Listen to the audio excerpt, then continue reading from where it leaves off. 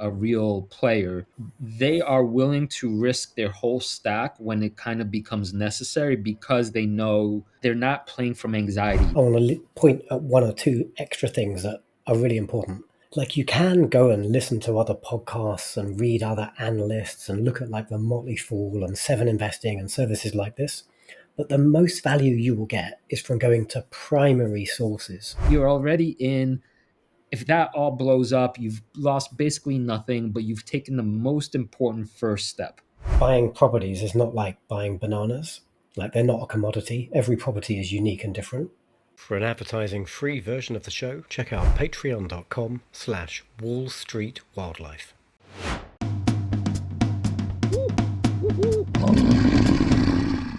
Welcome to the Deep Investing Jungle with your hosts, Luke the Badger Hallard and Krzysztof the Monkey Piekarski, where we separate the signal from the noise in the wild world of investing. This week, the importance of valuation and why you probably shouldn't have more than half your portfolio in Palantir. We also revisit an old favourite question that just came in from a new Patreon: how to get started as an investor. IREN energy is taking off. Is this the next rocket lab? Monkey talks about a paradigm shift hiding in plain sight. Plus, I'm going to give him a proper badgering over his new investment in Opendoor. Looking forward to seeing him squirm as he tries to defend this misguided investment. Yes, Badger, but to late breaking news. This is a contest that Badger and I started back in early November of 23. Badger, can you describe what you see on this chart for those who are not watching us on YouTube and are not seeing our handsome furry faces? You can see the trajectory of our holdings in the King of the Jungle Challenge since we started way back with like $1,000, and now we're nearly at $8,000 each. Well, the yellow banana monkey line has been lagging pretty heavily, and at the end of our first year, monkey was underwater where the badger had made decent returns, so they were diverging quite nicely. That grey badger was stretching away, and you nearly caught me up in early 2025. Like, our lines nearly inflected, but not quite. And then your portfolio fell into the cesspit again. But what's happened? Like, in the last 3 weeks, you're in the lead. You've taken the lead. You are the new king of the jungle. Badger, you see this mug that I I'm see this drinking my one. coffee today? This is the Team Badger mug. And you want to know why I'm drinking coffee from my Team Badger mug? Because everybody loves a good underdog. Everybody loves to root for the underdog. Are there really any underdogs in this contest? Like, you have redeemed yourself, and you've exceeded my returns. Good job. Like, you're gonna have an incredible return for this year, clearly, because you've made such a massive comeback. I didn't think you could do it, if I'm quite honest. I'm surprised. And later in this episode, you're gonna tell us about one of the stocks that got you there, but there's a whole bunch of your investments that have come good. Um, but there are no losers here, right? I was saying that all the time when I was in the lead. Like, we're both beating the market by a nice margin, and that's our objective. Yeah, so man, I have a couple of things to say. One, to flesh out the story, at the point, maybe late 24, I believe you were having a little bit of despair when looking at this contest because you're like, oh my God, my co host is going to embarrass us. And then I'm just going to exponentially, widen my lead. And it's just going to be a walk of shame every episode. And that can't be good for the numbers. So I'm glad. I'm glad that for now, we reconverged. That's one. Point two, I rarely say this, and I hope this is the only time I will have to say this, but I am deeply disappointed in our Patreon crew. So over on patreon.com/Wall Street Wildlife, we have three channels: the Jungle Lounge, where we talk all kinds of investing stuff. We have our trade channel, which is where you and I, whenever we make a trade, we tell you what we did and our logic behind it. So you could do your own research in whether you want to follow us in that trade or not. And then recently we opened up the watering hole where we could just kind of shoot the shit about, non-investing topics, what got us, what we do. And it's really sweet, actually, for those of you who haven't checked it out. It's a really sweet channel, and it serves a function: building community trust, and we become better investors together. Here's why I'm disappointed in our crew. 2 weeks It was 2 weeks ago. It was actually before IREN took off. After the latest announcements, Monkey had taken the lead in the King of the Jungle challenge.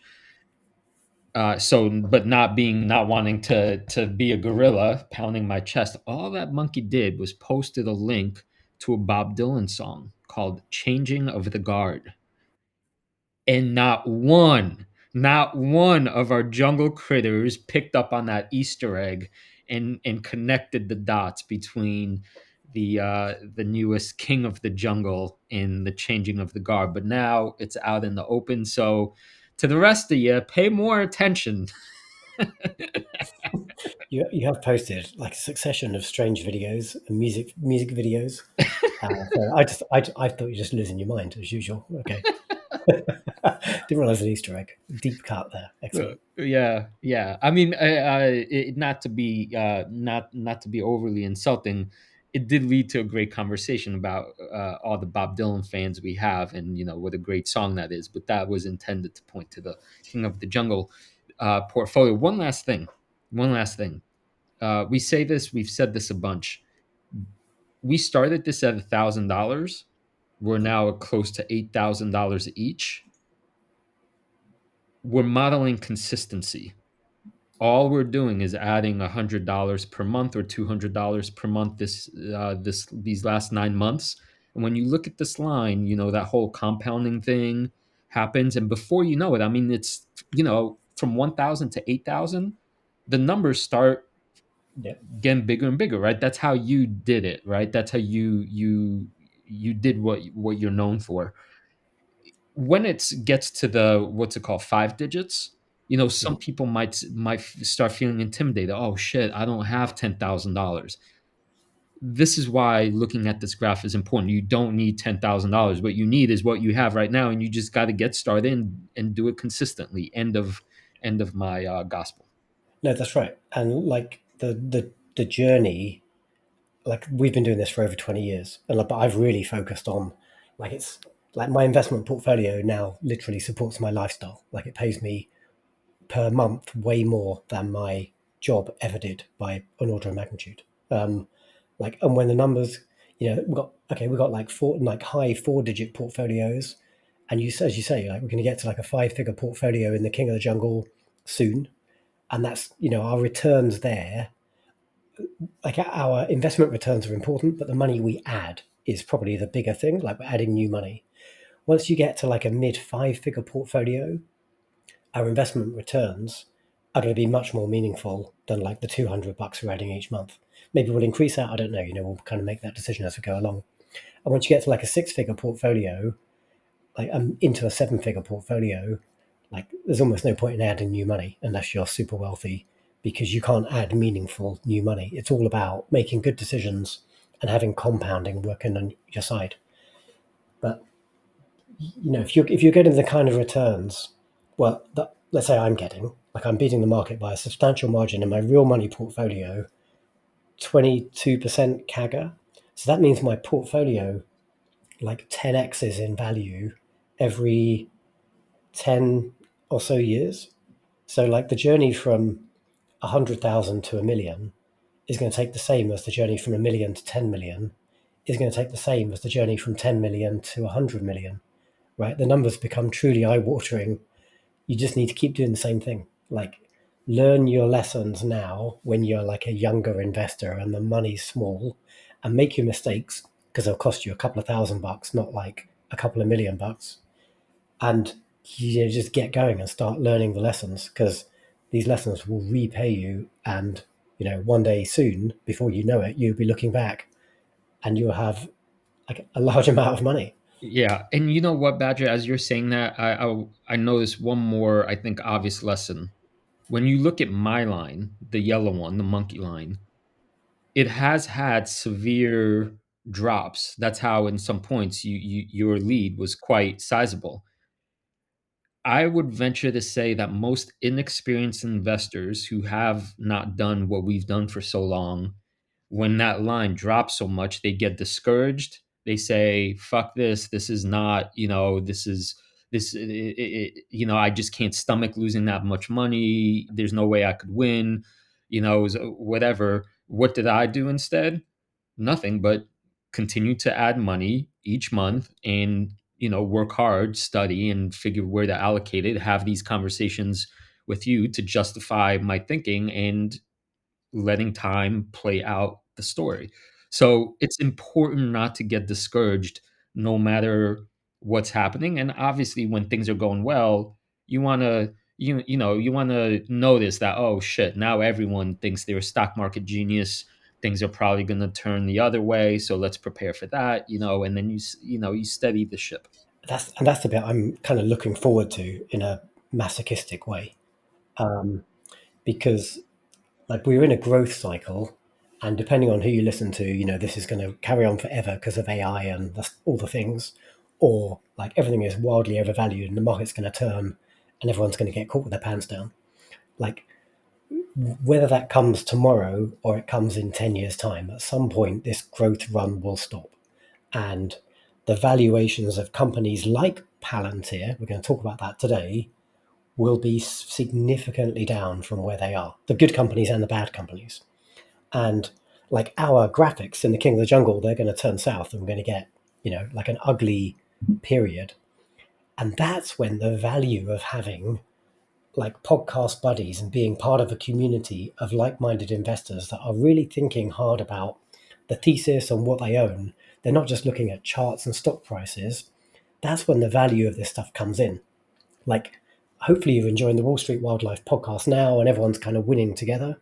But it's when things get bad that this podcast is going to be really value add for you. So, like, if you're not a subscriber, click that subscribe button in preparation for when the ass falls out of the market, because it's going to happen. Yeah, for sure. And say hello on our Patreon channel, because that's where you make the alliances, and then you won't feel so alone, and then you'll hang in there and you'll make yourself thousands or tens of thousands of dollars by that simple move. All right.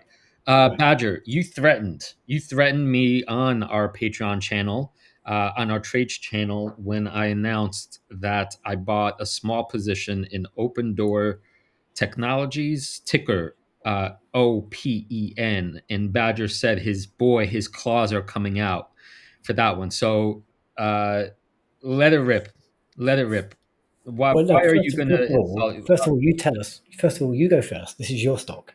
Tell us who they are, what they do, and why you bought stock, and then I will claw your Oh, thesis.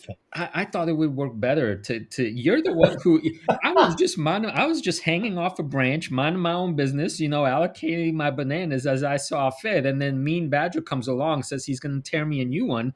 So it feels like Tell us what the company does. Tell us, and then I'll rip it apart, and then you can tell us why I'm an idiot. okay. The big overview is that it's an online real estate platform that works with sellers, so it helps sellers sell their home by matching sellers with buyers, and um, basically kind of giving the sellers like a guaranteed offer, and then making it easy.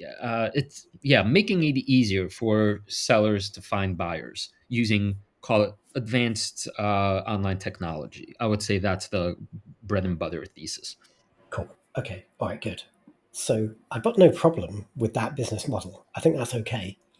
Like, who was the guys who took a pummeling years ago? Was it Zoopla, or is that the British version? It's like Z something. Zillow? Zillow. Zillow. Yeah, yeah. I used to be a Zillow shareholder. I think I got out before things got really ugly. As far as I know, like, okay, so that business model makes sense, like facilitating, creating a marketplace, trying to like disintermediate real estate agents and take a lot of the costs out of property. Because, for most people, buying or selling a house is like the most expensive transaction you'll probably do in your life. And you might do it a few times. So the guys that like take the friction and the costs out of that, like that's great, helps everybody.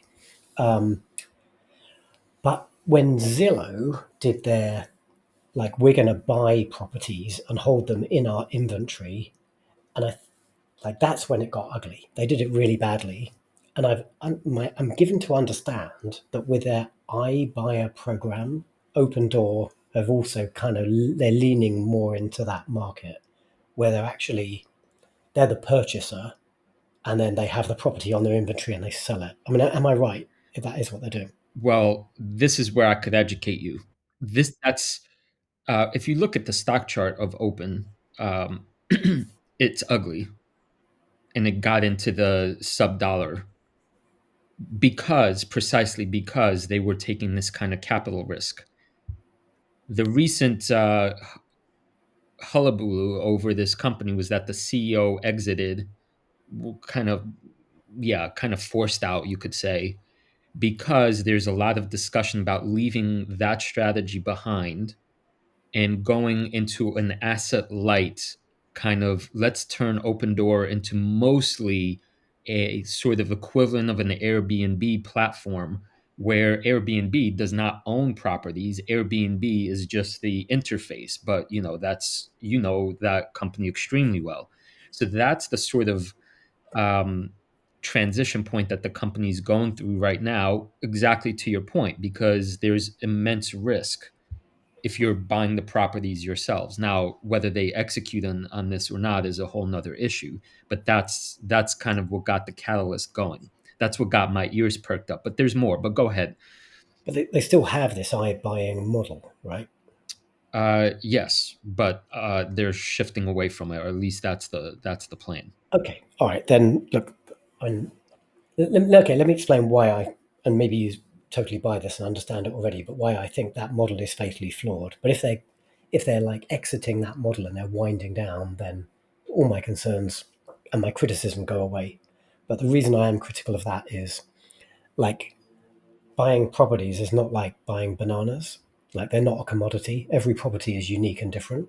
And like if I've got an incredible house and people come and real buyers come in the door and look at it and they see the incredibleness and they see that they get their survey done, they see there are no major problems and I'm going to get a premium price.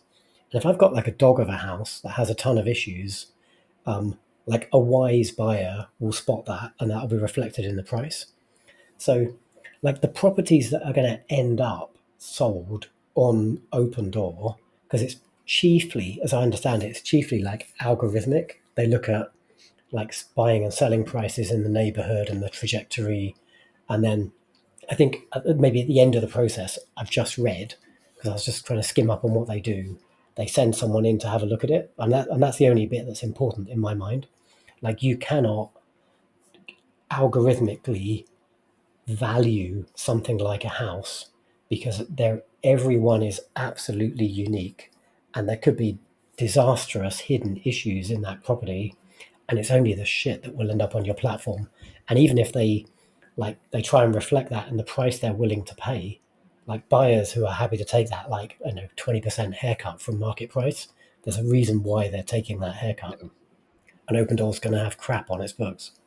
Okay. Good bear arguments. Not why I took the position, actually. And this is I thought you would go more in this direction. Just for full context, it was the end of the month, and I had like $12 left in the account. We add 200 beginning of the month, so the bananas were burning a hole in my trousers, and I'm like, 12 bucks. So one, it is important that this is at this stage, it's not like a major allocation. It's point oh whatever my portfolio. So it matters, right? Because this is sort of funny money in a sense. um, and I openly acknowledged on our trades channel that you should think about this in the meme stockish way. This is not yet, should not yet be a serious investment unless you're doing the trading game and the momentum thing, right? So that's a whole nother thing. But I thought it was valuable enough, or what I saw was good enough to add it to my portfolio in that context, because, and this is where you might be surprised by this, Um,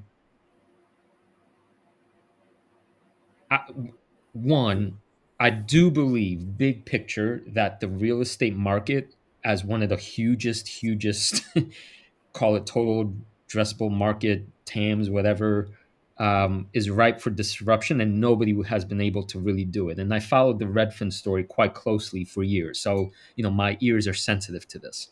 Um, that's that's sort of the background. It's this investor activist guy, uh, Eric Jackson on X, that has a history of making big bets on future transformative companies, and he's made bank on a lot of. So he's been successful many times over, and he chose Opendoor now to be his next sort of project. Why does that matter to me? I really think this is where I want your ear, Badger.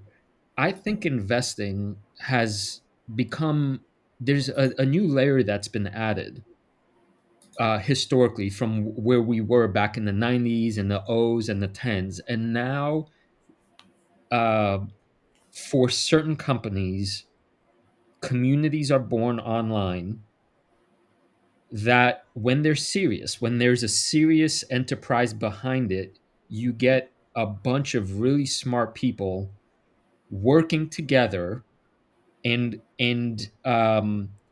processing information and gathering information at a rate way faster and way more thorough than, say, any individual analyst could ever do, or even like a siloed investment bank can do, because we're talking about like hundreds or thousands of people.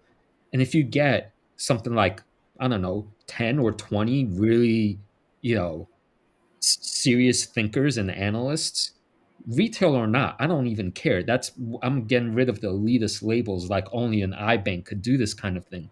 So when I see this really successful activist playing the meme game, his playbook is literally to turn the stock into a meme. He's showing up in front of Drake's house in Toronto saying, Drake, buy a share of Opendoor. I mean, he's kind of like a marketer. I mean, this is from the serious investment standpoint, this is like Bush League tactics. But here's what I'm saying to you. I'm not dismissing those as pure casino and gambling and rah rah stuff. I am saying he literally turned the world's investment community onto this company and saying, look, if Opendoor could transition from an iBuying thing to basically an asset light AI thing, then it has immense potential. And in doing that, yes, he got a bunch of momentum traders. He got a bunch of people buying and shilling and selling, right? And that, for me and you, has a level of distaste about it, because that's not what you and I do.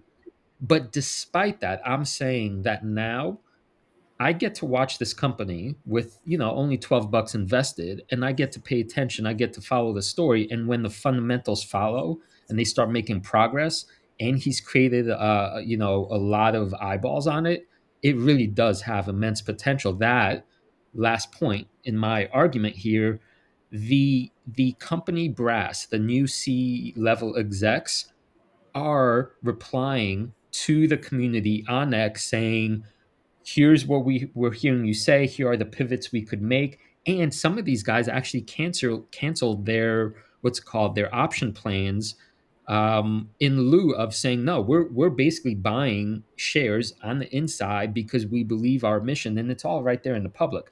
So to wrap this all up, I'm saying this is a fascinating moment in time where you could kind of watch a company do its business to some extent in public, and whether it fails or not, that obviously depends way more on the fundamentals, to your critique points, right? To the execution of it.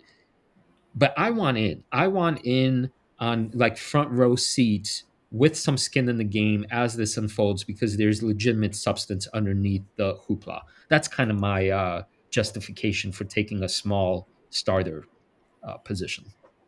I find all of that deeply distasteful, I'm afraid. Like, it all reeks of like stock manipulation bullshit. Like, The only thing, as a long-term investor, in my mind, the only thing that should be important is like the execution in the company and the strategy, and like how they operate and the business model, and then ultimately like the money. They're gonna eventually they're gonna follow some journey and generate net income, but it might be investable all the way along that journey. Everything else is just like fluff and rah rah. And if this guy's making a big noise, all right, okay. One thing you said, fair play. They're doing business in public, so maybe they're taking, like, the execs are taking feedback, and maybe the strategy will improve as a consequence. But if they're good at what they do, they should have that stuff in hand already anyway, right? They shouldn't need some, activist investor, whatever. I mean, often these guys will have an interesting idea. Um, yeah, I don't know. They wouldn't get $12 of my money. So this is an interesting crossroads for our listeners. uh, Badger, for fundamental reasons. If I could translate, you're saying it's not time yet because the fundamentals. It's too much of a hype story. You don't have enough evidence for execution and fundamentals yet. Correct? Let me refine that a bit, because actually I've done no work on this. I've not looked at it, so I know nothing about the company. I came into this conversation thinking they were doing something deeply broken, but it sounds like they're coming out of that. So actually, I don't really have any substantive concerns. And it's a $3 billion market cap today. So, like, I know, like, meme stocks can get way higher than $3 billion in today's market. So, but I wouldn't want to bet on, like, most of the stuff you've described sounds like short term stuff. The only stuff that's important that you described was like the change in the business model, backing out of this iBuyer program. And yeah, I would want to see some evidence of that over a couple of quarters, that is truly what they're doing. Yeah, and I am adding onto this that I posted one video that I think I watched that's 2 hours long, where I did about, I don't know, 3 hours of research into the fundamentals when before I said, okay, here's my $12. But I really think I don't know how to say this most succinctly. In a, I mean, maybe this is more portfolio allocation strategy stuff.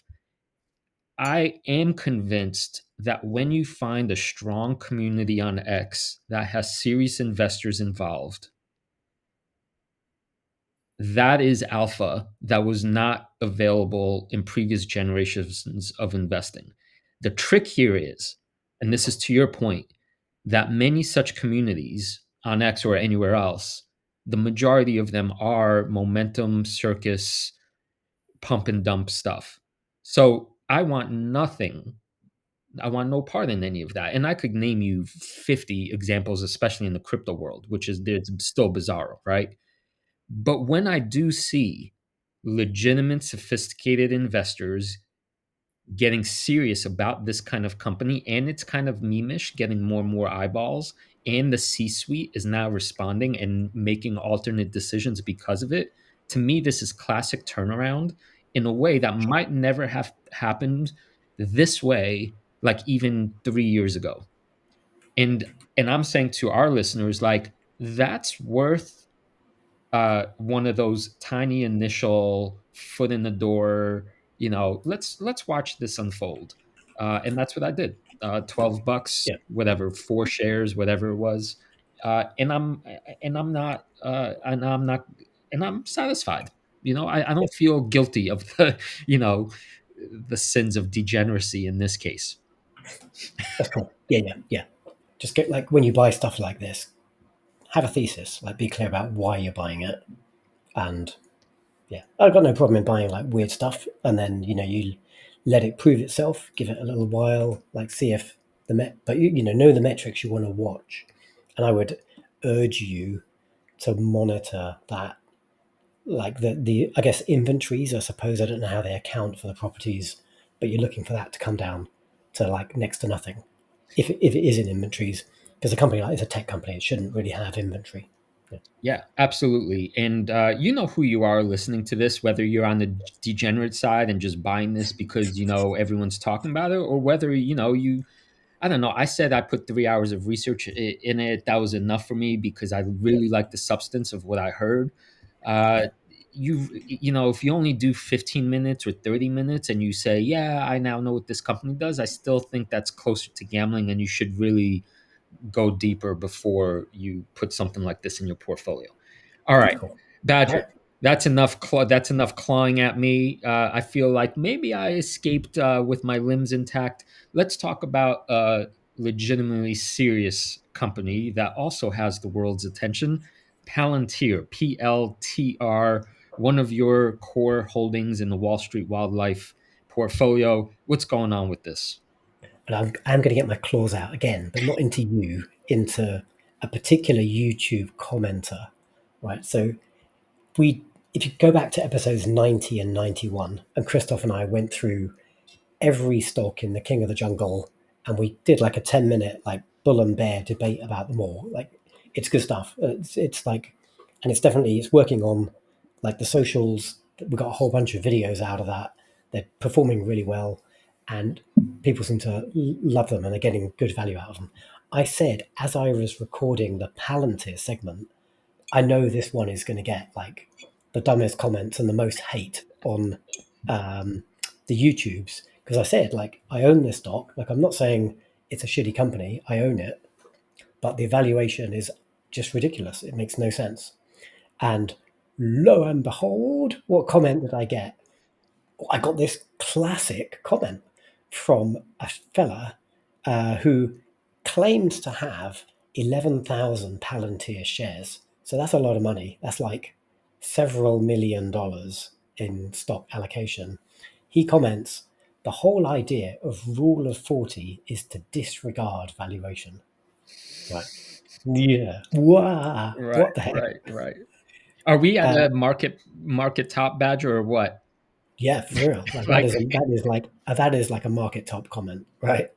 I mean, shall I just explain why this is just the peak of dumbassery, or do yes, you want to please crack? start us off with, yeah, with what is rule of 40? Well, here he is. I can do better than that. I can show you the actual rule of 40 for Palantir, which today is uh, 98. That's a freaking big number, right? What is rule of 40? It's like a shorthand way of pulling together two different numbers. And it's mostly you apply it to software as a service companies, which Palantir is one, and it combines growth rate with free or margin, some kind of margin. So typically, I've seen like profit margin, operating margin. In this graphic, they're using free cash flow margin. I think that's a reasonable number to use for Palantir. So you add together like the margin and the revenue growth rate, and you get the rule of 40. And it's called the rule of 40 because the back in like the 2020s and around then when SaaS was like really, really big, if those two things added together were more than 40, it was considered a good investment. Yeah, and Badger, yeah, yeah, Badger, one quick comment, just for those who are slightly more beginner. The reason this makes sense is because, I mean, just imagine one kind of business like a supermarket. They make a lot of revenue. People are buying stuff, right? So you could have, I don't know supermarkets, but millions, like a lot of revenue coming in. But the cost of all of that eats up most of the profit. So supermarkets are not, in general, uh, a good business model, at least not compared to software as a service. When you're growing fast, so the revenue is growing very, very quickly, which in supermarkets, again, it doesn't. It's mostly steady state, right? You know, you have a good software product. But when you marry that with how much of that revenue you keep, because in software, you make it once in theory and you don't have to keep buying more bananas. You've already made the product. You keep more and more of the revenue. You could see basically number wise how strong the software offering is that you've made. The higher the number, the more sort of proof that you're making a lot of money, you're growing quickly, and that it's a product that has some kind of moat and is not being eaten up by competition. So it's a powerful metric. It's like a shorthand, but it is a decent shorthand. It's a guideline as to like fast growing, profitable companies that you might want to take a look at and then do some actual due diligence on. So it's a good guideline. And 98 is like a really, really good number. So the rule of 40 for Palantir, like it passes that with flying colors. And this might be like the highest rule of 40 of any company. It's certainly up there. In fact, it's not quite. I'll show you one that's better in a minute. But that's very, very high. So Preposterously good. It is. It is. yeah. It is. It is right. It's out of the ballpark good. But let's come back to this guy's this I'm gonna say, let's come back to this absolute morons comment. The whole idea of Oh rule of 40. no! The claws. Oh. This millionaire moron, What if right? he unsubscribes to our channel though? Wait, Sorry? just for the record, I don't know your name. You might not be a moron. I'm sure you're a very decent person and a good human, but the comment has issues. So let me Oh, just be diplomatic and translate badgeries into. yeah. Okay, fair. But this guy's got like $4 million in Palantir stock, right? He claims to have 11,000 shares. Oh no, sorry, I got that wrong. This is a stock price of $156. So okay, like $1.8 million, something like that. So anyway, millionaire moronic comment. Um, let's go back to the comment again. The whole idea of rule of 40 is to disregard valuation. No, it is not. The whole idea of rule of 40 is to help you like shorthand identify fast growing profitable companies. If let's just take it to an extreme, because when you go to the extremes, like you see what's stupid and what makes sense, right? So today Palantir is a $370 billion company and it has a rule of 40 of 98, right? So great. Now, what if Palantir was like a $200 trillion company, right? The rule of 40 is still 98. Valuation is important, right? And I think we're actually at an extreme of valuation right now, not with X $100 trillion. We're at an extreme of valuation with like $300 billion because that's many, many years of growth already priced into the stock. And so they have to, maintain that profitability, which they will, because the business model isn't going to get less profitable, but they have to continue to grow at like an incredible rate for a decade plus for that valuation to make sense. And so valuation is important. And if you've got like I've got 2% of my portfolio in Palantir. So it's not going to go to zero, but when growth stocks turn, the most egregiously valued stuff, they're the ones that are going to take a hit. So my 2% allocation might go down to like a 1% allocation, and I'll boo-hoo a little bit because I lost some money, but it certainly ain't going to wipe me out. If you've got the large majority of your investment portfolio in a company like this, it is going to freaking hurt. So, I mean, you do your own due diligence, manage your own portfolio, but at some point when the money gets big, as it is for this guy, presumably, you've got to start applying some portfolio management, diligence, and a bit of margin of safety, and start diversifying into other stocks. Like we'll talk about that a bit more when we answer Patreon Hugh's question at the back of today's episode. All But right. yeah, Yeah. maybe enough clawing. Actually, one more You thing. could one more scratch. Get One one more, more in your yeah. badge. Let's just look at how out of kilter Palantir is. So here's a pretty picture. It's pretty small, but if you can read this, I put like an arrow to Palantir. This is rule of 40 along the x-axis, and the y-axis is like valuation. Enterprise value the next 12 months revenue. So Palantir is way outlier from everything else.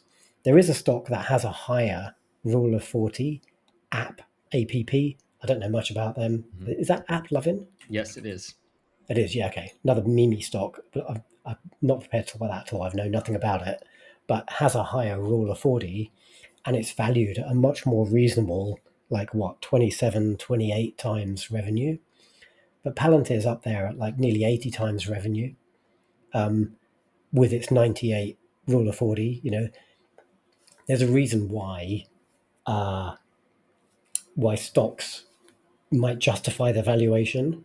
And so, highly valued stuff like Cloudflare and who's Fig? Is that Figma? Or they got acquired, right? Yeah, it's Figma. Okay, maybe the acquisition hasn't completed or the data's out of date. Like there might be a reason why those companies enjoy their 30 times revenue. It's very hard to make an argument for like nearly 80 times revenue at Palantir. So Yeah, there we go. All right, Badge. I got a little bit of nuance here. I think what you said is absolutely correct. This commentator is wrong because valuations always matter. And it's when we get to the arrogance stage, stonks only go up. This is kind of one of those data points, right? People just fool themselves, and it's going to be painful. However, here's the trickier part. I have learned, we, I'm sure, together have learned the same lesson that when you do find a generational company that's truly excellent, it will always be expensive. So people make the mistake. Often we've seen this millions of times. I've made it myself plenty, where you think to yourself, oh my God, it's so expensive. I'm going to wait till it gets cheaper. And it never does, because lo and behold, it's an excellent company. So the market knows this, and it's always going to pay more than the laggards. But that is not the same as ignoring valuation completely. Yeah, There has to, I don't care if you discover a diamond mine in your backyard or a banana plantation that, grows a new banana every single day. There's a price at which it's too much to pay for all those bananas and diamonds, right. right? That we could all logistically agree that's the case. If somebody says, your bananas, they're worth $80 trillion today, I don't care how fast it's growing, how delicious the bananas are. The correct thing is to sell, because that's an insane valuation. So this commentator is confusing. He's confusing valuations don't matter with good companies are always expensive, and uh, it's going to go forever, and all of that. So thanks for bringing this to our attention. You got it. You got it. And I'm going to do this guy a favor because he helped with his comment. He prompted like actually a good discussion. And I know we took the piss remorselessly. I did, but like I think some learning here if you open your ears. So I'm going to post a link to this episode back to him and say, like next week when this goes out, and say, do yourself a favor and check it out. And then let's see if he comes back to us with any rebuttal. I mean, if he wants to tell me I'm an idiot again, cool, whatever. Uh, but let's see what we get from this. Yeah, although you know what, one more thing, since we're gonna continue this. He said something like in the comment, right, that he bought at this price and this price and this price, and lo and behold, it keeps going up, right? Yeah, That is a kind of, I think, cognitive error in a sense, because it's the resulting thing we talk about in poker, right? Just because you won the hand doesn't mean your process was correct. Now, sure, when you're in the market, it's all about money, and I could make the argument, like with Open, that as long as I sell higher than when I bought, I don't care that it was a meme stock, or I don't, there is that angle of it. Uh, but by his logic, saying that it's more likely to get to 250 than 175, he's this reality distortion field comes online after a certain point. yeah, I think he's in it right now. And we hope, if we're doing our legitimate job of helping people, that he could at least hear uh, why there's a problem with what he's doing, and potentially, if not outright, sell Palantir, trim, right? And that's what you did, right? Uh, or maybe he has 20 yachts, and it really, he's eating Palantir stock shares for lunch. Maybe he doesn't need to, but that's a whole nother thing. yeah, that's fair. All right. Anyway, I've kept you anonymous, but you are named on the YouTubes. Like, I'll post back to you. Let us know what you think. Okay, let's talk about a company that is not controversial and will get no clause because I just bought some stock in it myself, and it's one you are a big fan of. Tell us all about Iris Energy. All right. Well, I'm not going to go too long into IREN Energy. They used to be called Iris. They changed their name. Check out our shorts on YouTube. I give a high level overview, 2 minutes. So yeah, go research that in previous episode. I want to start. Yeah, well, let me start with by one explaining a comment I made on our Patreon page, which I kind of did tongue in cheek, and I was waiting for this episode to give more substance behind it. On Patreon, I linked the earnings call results. I said they were sensational, and I linked a clip to the famous movie. I even forget what that movie is called, where Tom Hanks is the captain and the pirates take the boat over, and it's that memeish clip of the guy saying, look at me, I am the captain now." It's a great clip. But I was actually I had a serious point to make. Here's why I think shares were bid up so massively after the earnings call. Up to now, one of the kind of most juicy catalysts that was lurking in the sort of shadows was that IREN had, because they had built out this massive power infrastructure, land and electricity and permitting and building the data centers, that we were waiting for one of these major AI players. Is it going to be Google? Is it going to be Meta? Is it going to be OpenAI? Is it going to be whomever, right? We're just waiting for one of these guys, these hyperscalers, to say, okay, IREN, we pick you. We're going to lock ourselves into this 5, 10 year deal, and we're going to pay you crazy amounts of money per megawatt hour that you could provide us. And then based on that thesis, stonk will move, right? That's what I was operating on, like most people were, mostly, right? But on this earnings call, we kind of, if you could read the tea leaves, we heard something a little different. IREN basically came out and said, look, the supply relative to demand is so misaligned that we are at the forefront of this of building this stuff because we thought of it years earlier. So everybody else is one playing catch up, and these hyperscalers are not waiting around. That's one point. Like, we are in the pole position because we were first, and we're good, and we're doing this. That's one. But two, they partnered with Nvidia. They're now, when there's some conference coming up, sponsors get their logos posted in terms of how how tightly knit they are. IREN is like second level down from whatever the first sponsor is. So IREN and Nvidia are now preferred partners, and basically Nvidia is saying publicly, like, these, go to these, you want to work with us, you go to these guys, we're a team. That's hint two. Three, and this is going back to the slide, IREN is now saying, Luke, that, wait a second, we've been buying all these thousands and thousands of GPUs successfully. We financed all of this. And yes, we could co-locate and, basically play landlord to some hyperscaler at a rate that obviously makes sense for them, because why would they do business with us if it didn't? Or, drum roll, we could become a hyperscaler ourselves. Because hold on a second, we own all this stuff.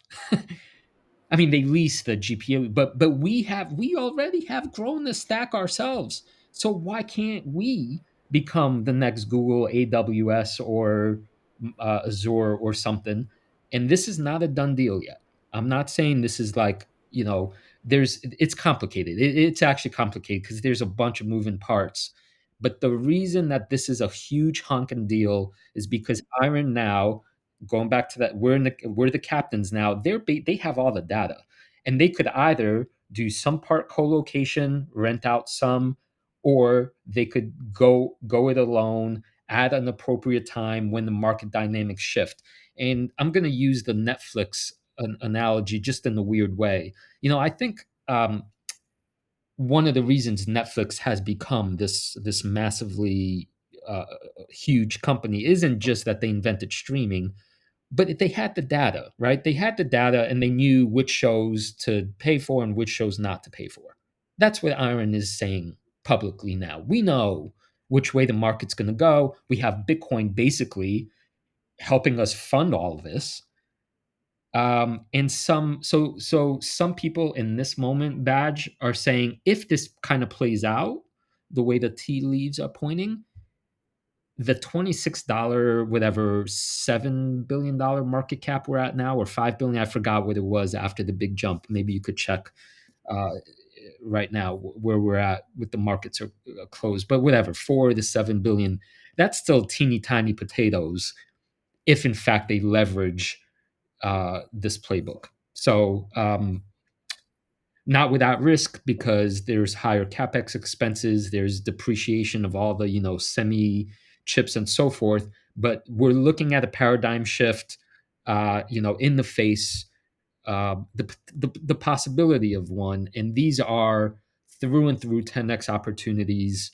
Depending on execution and how AI plays out. But the one thing that delights me about this company, and I've listened to their earnings call now for 2 years, just about, these guys know how to execute. And so that's another huge plus mark. I mean, these guys are just they've been doing this for a long time. They have the network connections. They just play the game at a higher level than anybody else, which kind of got me into the door way back in late 23. Yeah, that's cool. And I've come on board as a shareholder now. I hadn't seen that comment. I think it's a bit early to say like, oh, we're going to be the next hyperscaler. Like that term has a particular meaning. Well, I want to clarify. I do want to clarify. They didn't say we're going to be. This is where the nuance is. They're saying, maybe let me be as accurate as I can, between co-location and becoming a pure hyper cloud, there's a bunch of, call it, degrees in the middle, like percentage points, if you will. And IREN is saying, stop thinking about us as a binary, we're Bitcoin. Certainly, we're no longer just a Bitcoin miner.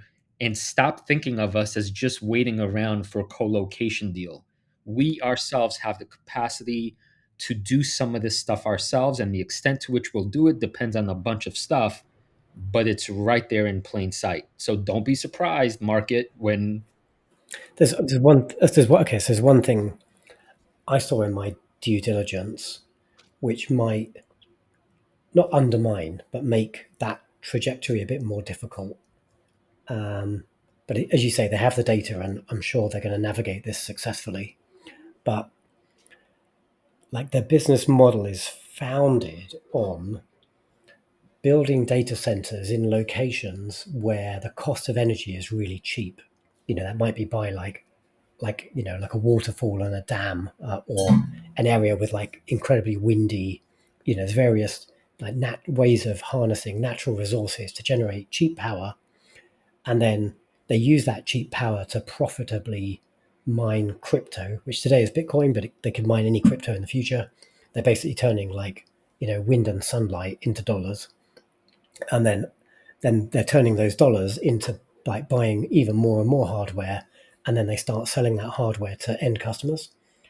And I think they're building data centers in other locations as well, but that like base part of the model is kind of founded on the cost arbitrage between like buying or generating the power and using the power to create money with crypto.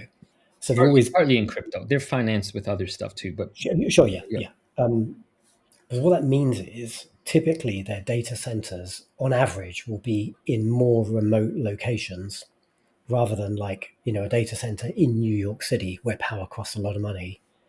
And at some point, like latency is important for certain kinds of It's huge. customer need. Yeah, yeah, yeah. So I would imagine, again, I don't know for sure, I would imagine that IREN's business model is really effective if your customer doesn't need super low latency, like instantaneous response in, say 10 milliseconds. Badger, yes, may I? I'm glad you raised this, but you have a very common misunderstanding here. So this is great that you brought it up. Logically, what you said makes sense. However, this is the genius. This I don't know if genius is over stating the case, but these guys picked Texas specifically years ago for this very reason. There's a pipeline. I don't know. I'm not an engineer, so I can't explain it beyond uh, that. There's Dallas, or they call it the Dallas area in Texas, is connected to this triangle to the east of Dallas that's connected by, I don't know, call it a super fast uh, data pipeline, so that the places that they invested in Texas, which you would think had high latency, meaning long delays, actually has really, really short latency. So they have already preemptively solved this problem, and counterintuitively, being in Bumblefuck, Texas is much better than being in some other area, and that's why they chose it. So they're yes, they solved this problem already. Well, they haven't. Right. Okay, I hear what you're saying, and you're right. But again, my caveat applies, like for certain kinds of customer. Okay, let's look at like Cloudflare, like ticker net. They're kind of, if there's like the hyperscalers are really like Amazon, Google, and Azure. yeah, Microsoft Azure. They're like the hyperscalers, and I guess they're considered the hyperscalers because if you have a business and you're tiny, you don't have much money, but you want to have like a web presence that's really responsive everywhere in the world, whether you're in Bumblefuck, Texas, or you're in like New York or London or Hong Kong or Singapore, or you engage with like Azure, GCP, or what's Amazon's one's called? AWS. AWS. You engage with those because they will deploy your stuff in such a way that it's like super low latency, very responsive everywhere. And Cloudflare were kind of positioned as maybe like the fourth hyperscaler. And they're a much smaller company, like $70 billion market cap compared to like trillions of dollars. But even Cloudflare have apparently over 330 cities where they have infrastructure like data centers. So they are like right there where the traffic is coming from. And so what you say is right. Like they might be on like, one of the high capacity highways in Texas, and they might be low latency for customers who are, I don't know, geographically in North America. But if you expect to have customers in Hong Kong, let's say, or London, well, you need a hyperscaler that can deploy your stuff in all of those locations, not just in certain ones.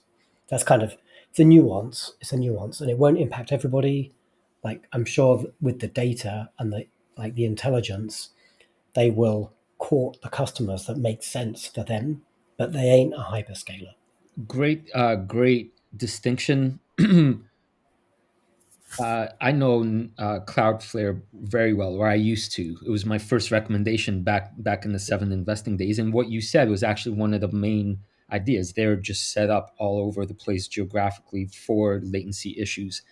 I think I can. Let me add this corrective regarding IREN. This is maybe where I misspoke, or maybe my understanding is not quite there yet. I believe Texas was named through the Stargate initiative, like that. The AI build out or infrastructure is going directly to Texas. That I think OpenAI is setting up shop there. So there's some magic Bermuda Triangle area in Texas specifically that's going specifically to AI stuff. Sure. So it might not, right? So that might be the difference. Like that there's the call it global thing that Cloudflare is doing versus being fast enough for future AI project. And IREN is saying we're all in on the AI, and maybe that's the misnomer. Maybe that's not technically a hyperscaler. Maybe it's some new variety of it. But the overall point is that latency matters. IREN deliberately chose Texas for a reason, and they have the potential to be one of these big boys doing something beyond renting out their space. Cool. That's good. I like it. I do really like the company. You turned me onto it when you told me about it for like the 10th time. I should have listened to you the first time.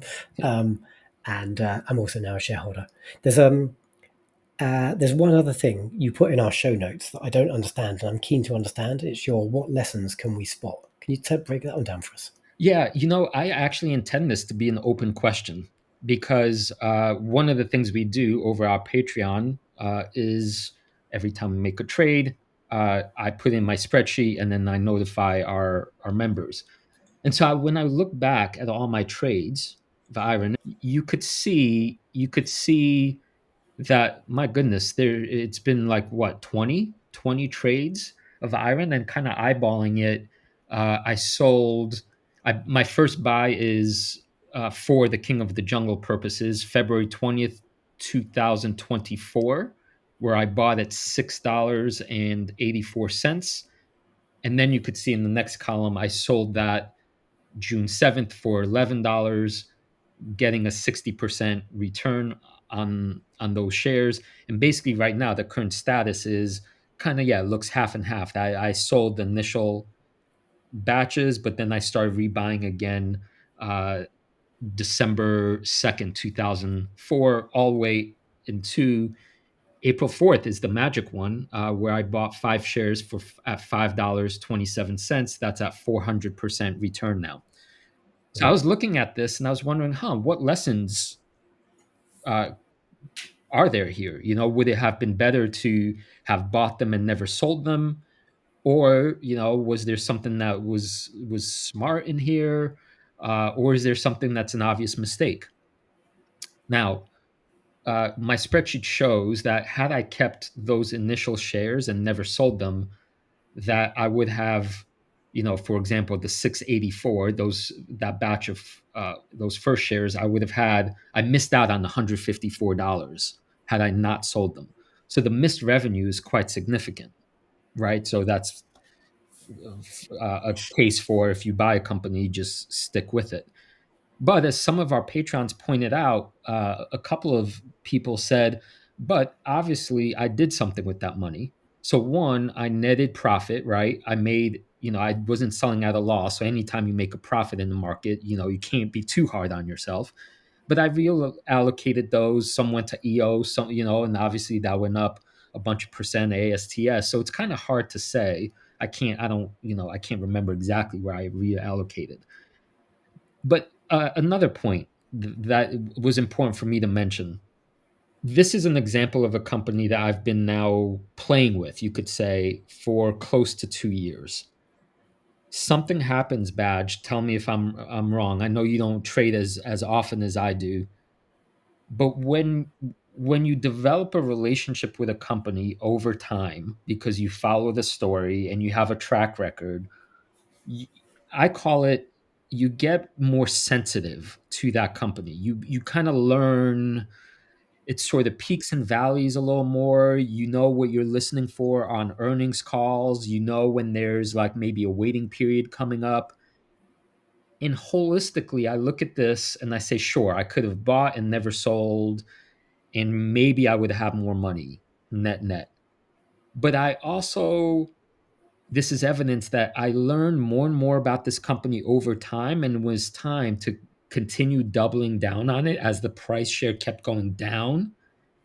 I had more and more confidence to do that because of this ongoing relationship. That is hard won. You can't do that overnight. Uh, and some of it might have cost me, but it was easier for me to rebuild the position after selling it. Is maybe another point. Right. Um, Now my decision really is: do I add more? I think at the highest price point it's ever been, or do I have enough? And for new investors who don't yet own this, your big question is, do you have a cognitive bias that says, oh, well, Monkey bought at $5.27 and 6.26, but now it's already $26. Obviously, the boat has sailed, so I missed it. Wah, wah, I should have paid attention to him. I think that's the wrong lesson. If you do your research and you listen to the calls and you see what I see 5 years from now, when it's whatever, hopefully 5x, 10x, you'll say, yeah, 26 was a bargain. So establishing this kind of track record that you could look at You could post to people, you could get feedback on, you could ask an open question. Like, this is priceless in my humble opinion. Yeah, that's cool. And like I bought at $20, $20.20. I bought it in my real money portfolio, and like directionally the same in the King of the Jungle. No, I didn't buy in King of the Jungle because I wanted to respect the fact that this is yours, and I don't want to like straighten your boots. Um, yeah, like I mean, it's like another version of price anchoring, right? That cognitive bias we get hooked on. We anchor to either the price we paid or the price that like it's recently traded at, and then we start making judgments based on that. But price is irrelevant; it doesn't matter. Like, obviously, it matters in terms of valuation. The thing that matters is like where is the company on its trajectory? How is it executing? What do you think it's going to do in the future? And I thought when I looked at it like a couple of weeks ago at $20, I thought, yeah, Christoph's right. There's a good thesis here. This company has a lot of potential. I'm not going to trade in and out of it. I'm just going to, like, I can't remember, like a 1% position. I'm just going to sit on that now for 6 months. And if I like what they're doing and they're continuing to execute, then I might add some more money at, maybe $50 or $60. I don't care. Like, as long as it's executing and I still believe in the thesis, I don't care what you paid for it. I don't care how it traded in the past. You should only care about like the valuation today on the date where you make your decision to buy it, sell it, or continue to hold it. Right. I do want to openly say this is leaning a little towards the getting cute column because, I do use some crayons in my charts, and, that has obvious pros and cons. But I do want to, in this case, I think I played the game and I won. And I Yep. just want to point out one data point as an example. Uh, if you look and you'll see that, for example, I bought on March 15th, I bought 5 shares at $4.59. And then I sold July 2nd at 13.49. That was close to 200% profit, right? Yep. I sold at 13.49 July 2nd. And then notice that I bought back the ones that are open now, uh, December 2nd, 2024. So that's like what, 5 months later, Yep. at a price that was just a little bit lower than when I sold it. So luck and, the bluebird of happiness pooped in my eye, or whatever. But in this particular example, I would color it this way because, and actually, I remember now when I sold it, it's because I think that around that earnings call, we were more in the, okay, we're building this out and it's going to take a little bit of time. And yes, we have people interested. And to me, I remember thinking, okay, this is like 6 months from now kind of thing. So I was more confident in saying, okay, I have better place for the money. And I got lucky with the timing enough to get back in when it was still cheap. But there's the record. All right. Good stuff. I like it. Thanks for bringing this one to our attention. Okay. Shall we tackle a classic question? I know this has been a long conversation, but I really want to touch this topic this week because we started a program on our Patreon a while ago where we said, hey, if you guys have got any questions for us, like type them in. That's cool. And we do that all the time. We answer questions from the Patreon, but if you're up to it, leave us like an audio message or leave us a video message. And we got our first video message from our new Patreon, Hugh. And I would really like to get my teeth into Hugh's question because I think it's a good one that we talk about in the past, and I think we should just kind of refresh our position on this one. Hello, Badger and Monkey. My name's Hugh, and I'd love some advice. I'm just taking the plunge to invest my own pension, and honestly, I'm finding it quite daunting just deciding which 30 or so stocks to invest in and how much of the portfolio to invest in each one. So, any advice on starting out as a long-term investor would be much appreciated. Thank you. So let me summarize Hugh's question. Basically, he's investing his own pension. He's finding it a bit daunting to decide which of this 30 or so stocks he says he wants to invest in and how much to put in each one. So basically, like this is, how do I start out as a long-term investor? That's kind of his question. Good question. It's the perennial question we always go back to. First of all, thanks Hugh for joining us. It's a jolly crew.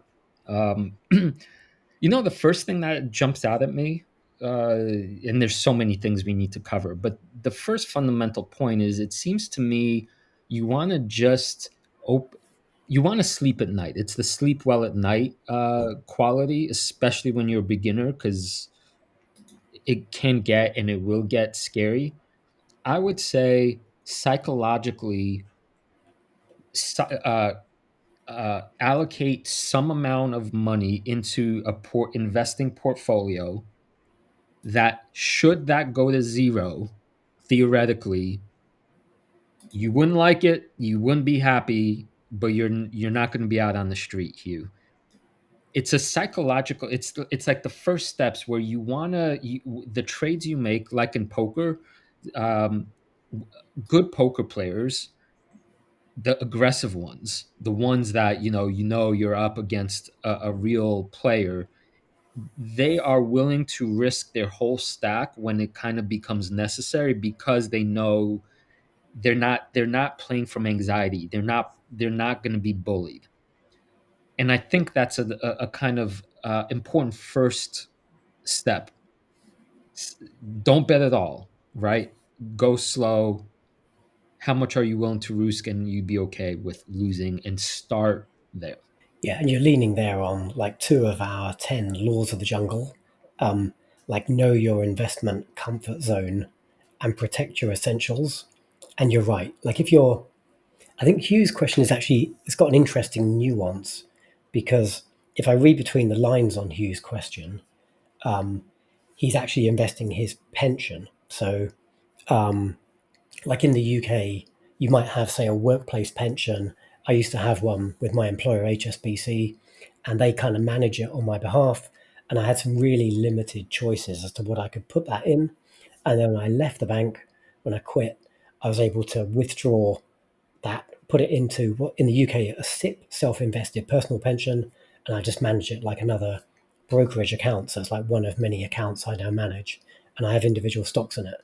So I think probably Hugh is, I would guess, doing something somewhat similar. And if you're a newer investor, like newer to picking stocks, you probably don't want to like dive in with, if it's like your pension, that's probably important money and it's a lot of money. Um, and so you probably don't want to dive in and like throw that into, like wild companies that you haven't really learned your investing lessons yet. So with someone like Hugh in this situation, if he's new to analyzing companies and he's new to building like the emotional resilience and the skill set, he probably wants to keep, if he's self-managing his pension now, he probably still wants to keep the large majority of it in similar things that he used to own, like, big passive index trackers like VOO, and so VOO and VW, RL, like some big, track the S&P, track like the FTSE, track the all world, have the majority of your money in those, and maybe have an allocation, which is like essentially, if you're really new at this, it's like your kind of practice money. I'm going to learn some real lessons. I'm going to have some real skin in the game. Let's say you've got, I don't know, like $500,000 portfolio here. If it's your pension, it might be like big numbers. Well, maybe 400,000 of that is in like this, not so much safe stuff, but it's in like market tracking, easy, like stuff that, like the kind of things that the pension's probably always been in. And maybe you got some bonds and some fixed income, like for like, we're not financial advisors, like do your own due diligence, do like standard stuff. But maybe you take an allocation of that, 50 grand, 100 grand, whatever it is, like a percentage, and that's kind of your learning money, where you're then going to pick a bunch of stocks. I don't know about 30, we'll come on to that in a sec, but pick like a number of companies, and we'll talk in a minute about how you pick those companies, and put, say you had 15 companies and you had $150,000, we'll put $10,000 in each of those 15. And then you're going to start learning some lessons like right away, because some will go up and some will go down, and you'll feel some exuberance and you'll feel some pain, and then you start improving your process over a course of years. And as you become more confident, maybe you start to move some more of that like passive money into your actively managed personal money. All right, Badge. Some more nuance there. I want to introduce the concept of cash as a position. Mm. So I would add, Hugh. Uh, I'm going to give a real number. It's easier for me to talk about. Let's imagine $10,000 is your, call it year one. I'm in year one. I'm learning how to do this, and I'm going to use $10,000 with which to learn. Very Yep. similar to what we did with King of the Jungle, right? Except we started with 1,000, right? But now you have $10,000, right? So, as Badger said, you got your index funds, you're familiar with those, not much thinking involved there. But let's say you take 25% of the 10,000, so $2,500, and you put that in cash, Yep. right? Now you think of cash, hopefully it's also gaining some interest if you pick the right broker. So that cash is actually also making you some money or at least keeping up with inflation. And now, before you go ahead and buy any companies, uh, since you listen to our show, I would encourage you to look at Monkey's portfolio, look at Badger's portfolio. Maybe start with the top allocation because obviously that's where we have most conviction, right? And then before you buy anything, you do your homework and you spend like, I don't know, I hope it's not overwhelming, but you spend 4 years studying EOS and you spend, I'm sorry, 4 hours studying EOS. I spent 4 years studying EOS. You, Hugh, don't need to spend 4 years. Spend 4 hours studying EOS. Spend 4 hours studying Rocket Lab. Learn how to do that. Right? There's lots of questions about how you do that, but go to their investment presentations and dig around. Right? And then, if you like the story, right, and you feel you could explain it to somebody, then out of the $2,500, I would recommend you make something like a quarter size purchase. That's your foot in the door. So I don't know, that might be whatever, 10 shares of EOS, 10 shares of Rocket Lab, and then you're in, right? You're already in. If that all blows up, you've lost basically nothing, but you've taken the most important first step. And let me, like, that was all good. I totally support all of that. I want to point at one or two extra things that are really important. Like, you can go and listen to other podcasts and read other analysts and look at like the Motley Fool and Seven Investing and services like this. But the most value you will get is from going to primary sources. It's easy to do these days. Go to, like, just literally Google, say it's Rocket Lab, like you picked that one, or EOS. Just literally Google Rocket Lab IR, like investor relations. Top of the fold, like first couple of results, you will see Rocket Lab's own website, their own investor relations page. Virtually every company, I've never found one that doesn't have like this stuff nice and easily laid out, easy to access. If you're really getting into it, download like the actual financial reports. If you want to keep it real simple, they'll probably have like a 10, 20, 30 page like PowerPoint, like PDF deck.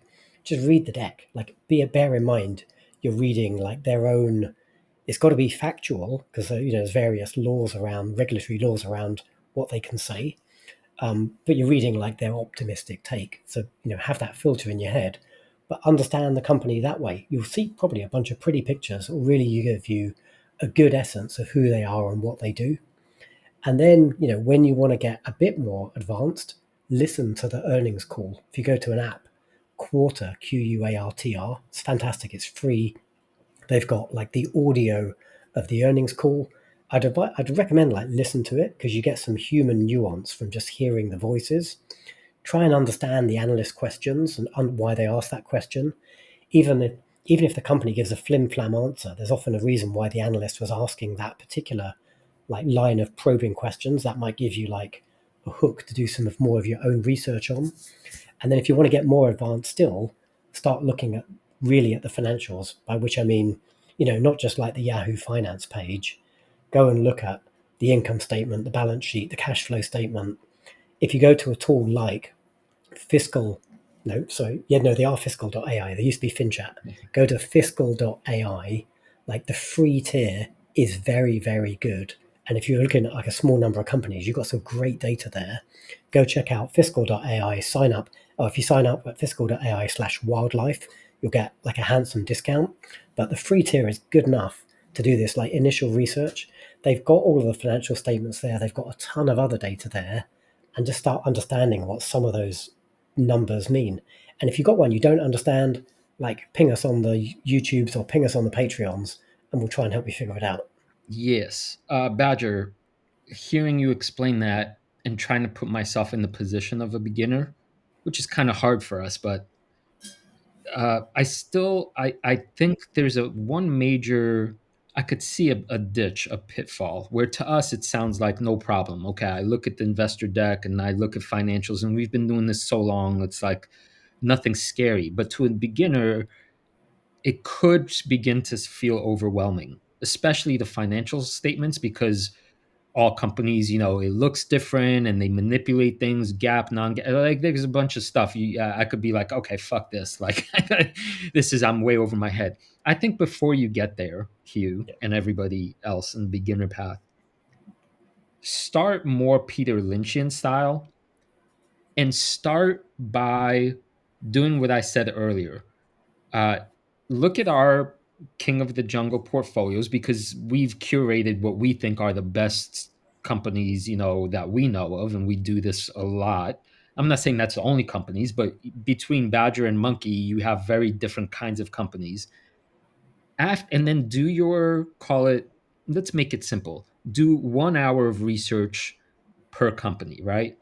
And now, to not make you feel overwhelmed, do this for only 10, right? So let's say, to make it easy, pick 5 monkey companies and pick 5 badger companies. So now you have 10 companies, right? Here's the important point.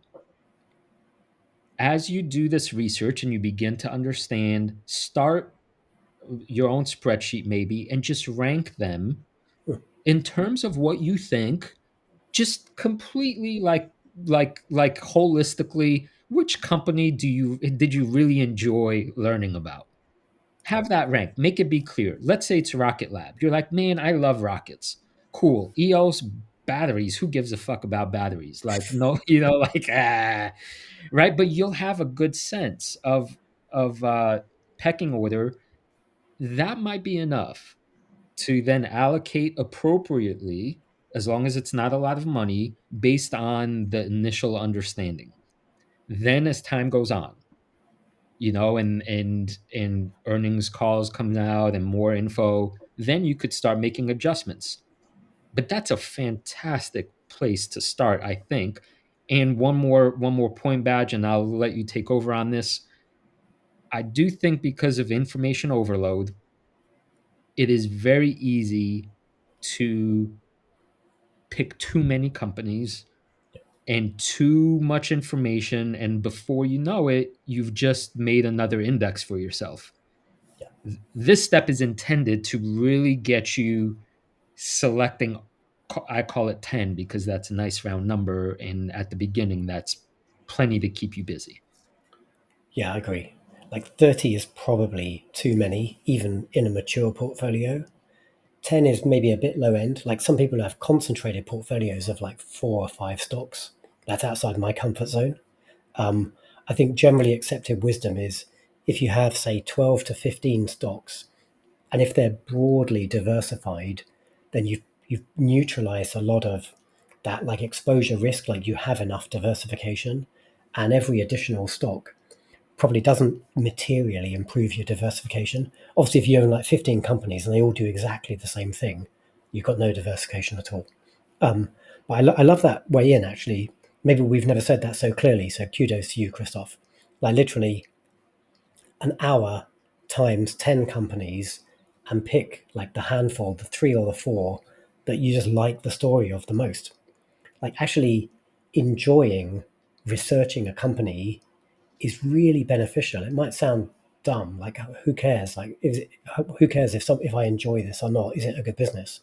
But if you enjoy reading about the company, you're going to probably enjoy doing like more deeper research in the future. So you're going to learn more about that company.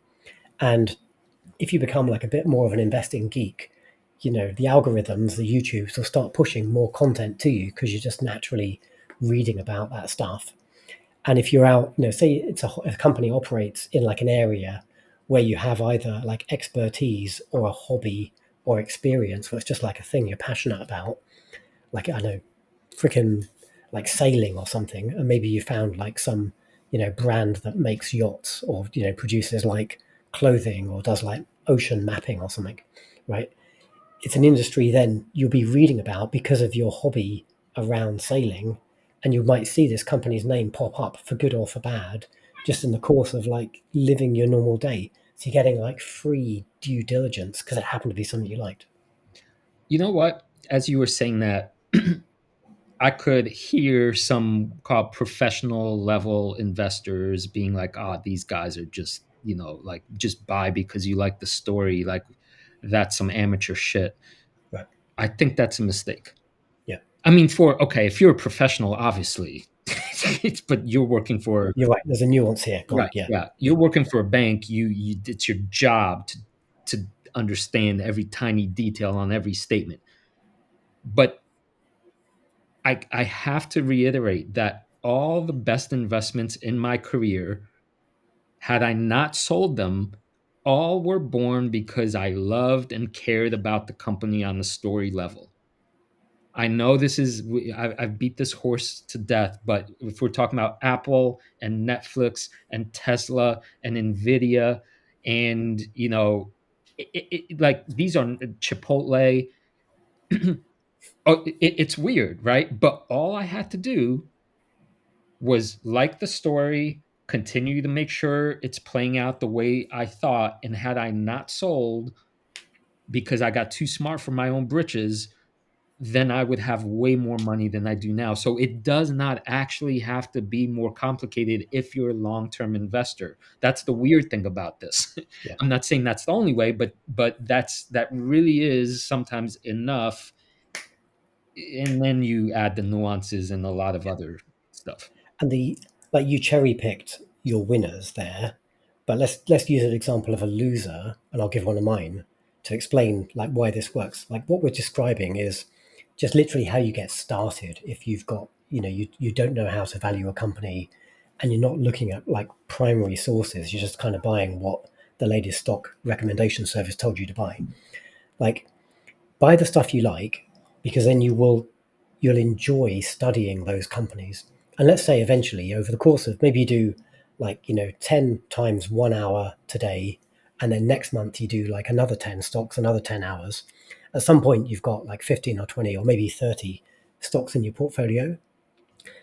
You have to keep studying those companies, and if the ones you enjoy are the ones it won't feel like work, it will feel like interesting to study those companies, and you'll watch them over the course of a couple of quarters, and some will perform well and some won't, but you will start asking the right questions that make you a better investor. You'll be like, oh, why is this stock down? And you've got like a rabbit hole to go down, and that's where you start. Then you got like an entry point to doing like the real job as an investor, actually studying companies, but you've given yourself like an easy way to get going. Yeah. If I lean on one of my losers in the past, like going into the pandemic, was it pandemic? No, it wasn't pandemic related. Beyond Meat, like I really like Beyond Meat as a brand. I'm like, it's like these are tasty burgers. I bought stock in the company, um, and then because I enjoyed researching the company, because I'm like it's helping the planet and it's mitigating like animal slaughter and all these horrible things. Um, like I like this investment, and then because I was researching it, I started to notice, oh, like hell, like in the grocery store, like Beyond Meat is here, but they've got like 50 competitors all selling the same product. Like this plant-based like aisle is getting bigger and bigger in my local grocery store.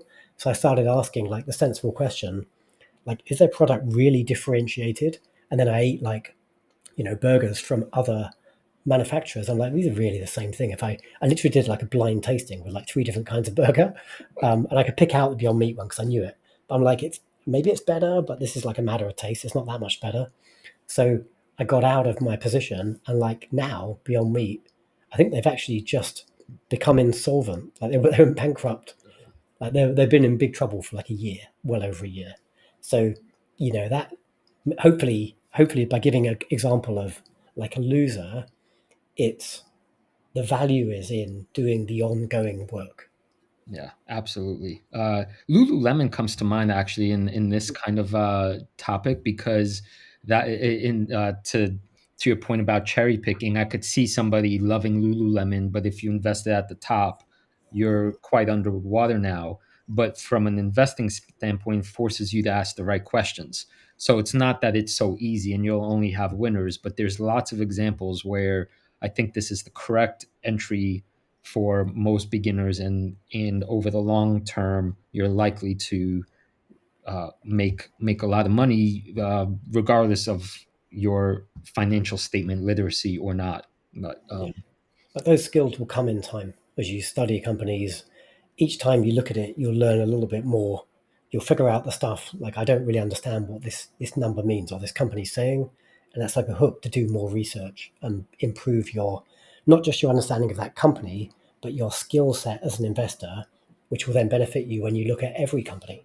yeah. All right, Badge. So I think there's a lot more to say about this. Maybe we'll do a part two because this is part of this is our bread and butter.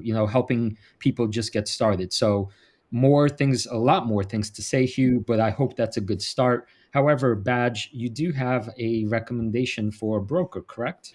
Well, that was a big episode, and yeah, like we'll keep coming back to that Hugh question because it is like the classic question. And if there's deeper questions or you think we, didn't go deep enough on some aspect, like tell us on the YouTubes, tell us on the X's and the Patreons, and we'll explore that because you're right. Like that's our mission. That's why we're here. But we have done a ton of labor over the last 90 minutes recording this episode. I do want to say Happy Labor Day to you. I think that's like it's a holiday weekend in the States. Is that right? Yes, it is. Though I only teach, I don't teach on Mondays. So to me, this Labor Day is useless because other professors have off on Monday, but Monkey's always in his hammock on Monday anyway. But Badge, so this is the first time I think in a while that both you and I are back in our home bases. I've had quite the adventures in Sicily and Poland and Greece, and you recently were also making like a pirate, floating off the waters of your fine Great Britain islands or whatever you got up there, and then you went to New York City, right? Hmm. Yeah, yeah. Boston and New York. Just got back yesterday. Yeah. So I don't. Monkey was New York was his first. That's where I grew up Yeah. in New York City. What's she like? Smelly, dirty, smellier, dirtier than ever. Seeing thing you loved. Maybe a little grubbier. Maybe this is like my fourth office visit to New York. So I don't know the city well, but like I've certainly been there a bunch of times before. Busier, maybe busier. Where were you? We were staying actually like a really fancy hotel, but by Times Square, so like the classic like tourist trap area. I've got a good friend who lives in the city, and she's like 5 minutes from there, so we wanted to be like near to her. Um, Boston was beautiful. Like we got a buddy there we visited. Like Boston is still fabulous. It's caught up with us a really close old friend who lives in New Jersey these days, and then a couple of days in the city to go to like the US Open. We caught a Broadway show. Yeah, I did some admin. I bought a new laptop. So yeah, with the FX rate as it is right now, I've made a bit of a saving on the laptop that mitigates some of my hotel costs. Okay, right on. I have a love hate relationship with New York because it's where I grew up. It's where I learned English. Saw my became an American in New York. Classic immigrant story. I also was there for 9/11, and Yeah. I. It's just such a. It has a obviously you can't recreate the place where you were born and you saw the world change before your eyes, but it's it's a special place, and I'm at the point where it's I actually love visiting New York because I know it well, and I know I don't have to live there, so I could get go 2 weeks is or 1 week actually, and some is enough. So you wouldn't move back there. I know, like you escape the Austin heat, like the worst of the weather, and you like scamper off to Europe. You wouldn't like do that to the East Coast. I hate the weather in New York. It's one of those maddening things. There's only like 2 months of nice weather, like the fall and a couple of uh, maybe months in the spring. Otherwise, it's either too bitterly cold or too hot and humid. And when it's dirty and smelly, it's just yeah, not great. But you know what? I will say, the 3 months I spent in Europe, this was the longest I've been outside the U.S. since I immigrated. Just absolutely lovely way of living. In between, Sicily and Poland. Greece was more of a, just I mean, I was floating around on the boat, but I feel beyond lucky to have an EU passport, which I will pick up next time I go there next year. And I sense a lot of adventures between me and you that we're in the coming months and years. We could coordinate more of like on the spot. We're next to each other and we go do some fun stuff, because living in Europe, and it was a joy. Such sweet people in Sicily and in Poland, and just can't wait to go back. Yeah, it's great. Like, give me like a tiny bit more advance notice rather than like, am I going to see you in Warsaw in 2 days' time? And I'm definitely down to come and visit. Yeah, and now I know you're in Warsaw, not just somewhere arbitrary in Poland. Yeah. Right on. All right.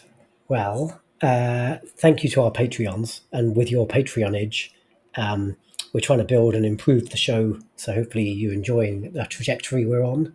One day, maybe your Patreonage means that Krzysztof will be able to quit his professorial job. I don't know what the students of Austin will do then. And They'll be yeah. the riots will erupt. I hope you got a bunch of value out of today's show. It's good to be back. Like the last 2 episodes were both like interview episodes. And by the way, we had like a whole bunch of topics we had to cut out at the last minute that we're pushing to next week just because there was too much to talk about. But on next week's episode, we're going to revisit Krzysztof's 10x portfolio from like November. So we're about 9 months in to his 10x portfolio. We're going to check in and see how it's doing and how his conviction has improved or waned on some of his 10x stocks. And I think you've got a new 10x stock you've added to your predictions. So keen to get to that next week. Yep. We're at patreon.com/Wall Street Wildlife. And we do have the Dolphin channel where we talk about our trades. So that, I hope, is proving valuable. Are you ready to become a beast of an investor? Your journey starts here. Rawr.